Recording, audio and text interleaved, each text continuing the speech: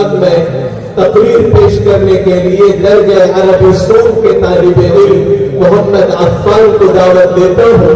ان کی تقریر کا عنوان ہے علم اور عمل اور علماء کرام کی ذمہ داریاں.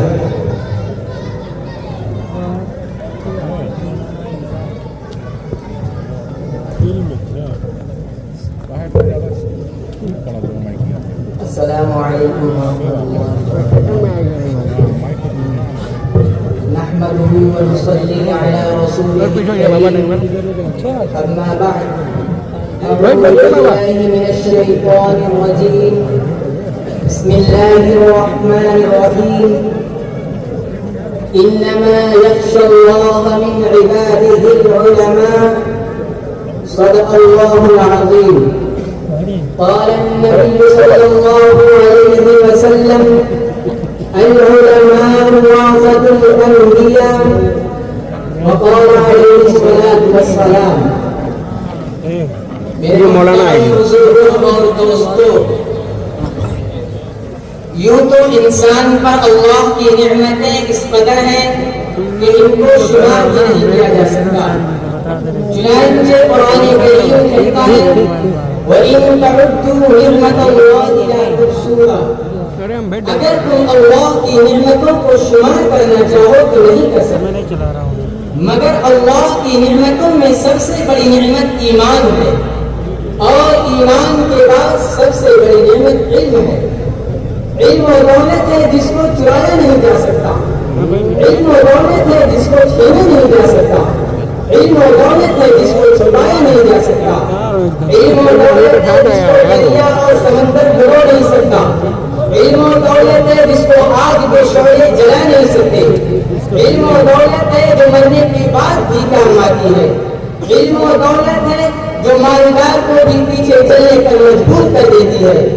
علم و دولت ہے جس نے مٹی سے پیدا ہونے والے آدم علیہ السلام کو تسلیم کو فرشتوں پر بدل دیا ہے. میرے بھائیوں، علم کے مقام اور مرتبہ کا بیان کرنا. حدیث میں آتا ہے کہ علم کا ایک باب سیکھنا 1000 رکعت نفل نماز پڑھنے سے بہتر ہے. حدیث میں آتا ہے کہ علماء کی نیند کی عبادت ہے. حدیث میں آتا ہے کہ علم سیکھنے اور سکھانے والا سب سے بڑا سخی ہے. حدیث میں آتا ہے کہ علماء انبیاء کے وارث ہیں. حدیث میں آتا ہے کہ میری امت کے علماء بنی اسرائیل کے انبیاء کی طرح ہیں. حدیث میں آتا ہے کہ کسی عالم کی مجلس میں بیٹھنا 60 سال کی عبادت سے افضل ہے. حدیث میں آتا ہے جو شخص علم کی تلاش میں رہتا ہے جنت اس کی تلاش میں رہتی ہے. حدیث میں آتا ہے کہ علم دین حاصل کرو ماں کی گوشت سے لے کر قبر تک. بس بہت ساری حدیثوں میں ان کی فضیلت آئی ہے.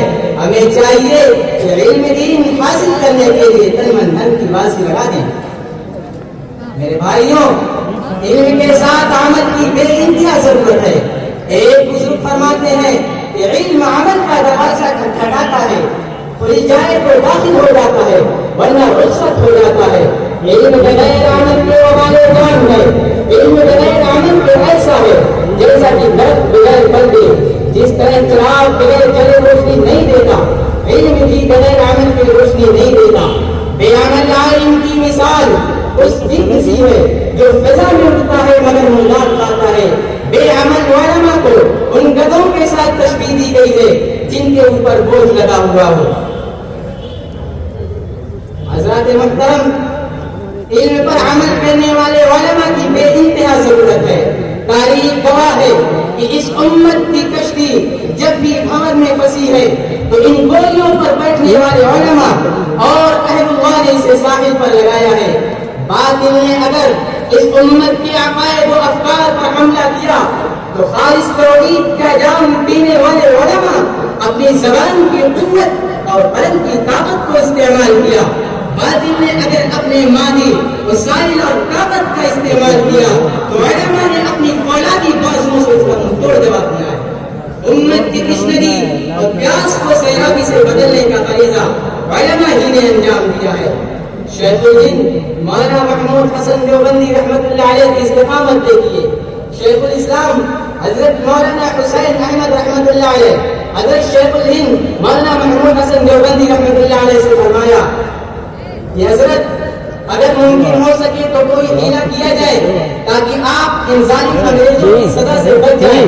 شیخ الہند کے چہرے پر غصہ کے آثار ظاہر ہوئے اور فرمانے لگے حسین احمد تم مجھے کیا سمجھتے ہو؟ میں روحانی بیٹا ہوں حضرت خبیب کا، میں روحانی بیٹا ہوں حضرت سمیہ کا، میں روحانی بیٹا ہوں حضرت بلال کا، میں روحانی بیٹا ہوں شاہ ولی اللہ محدث دہلوی رحمۃ اللہ علیہ کا، جن کا مطالعہ کر کے شاہ ولی اللہ محدث دہلوی رحمۃ اللہ علیہ کا جن کے ہاتھوں کے کلائیوں کو توڑ کر بیکار بنا دیا گیا. حسین احمد کیا میں ان فرنگیوں کے سامنے شکست تسلیم کر سکتا ہوں؟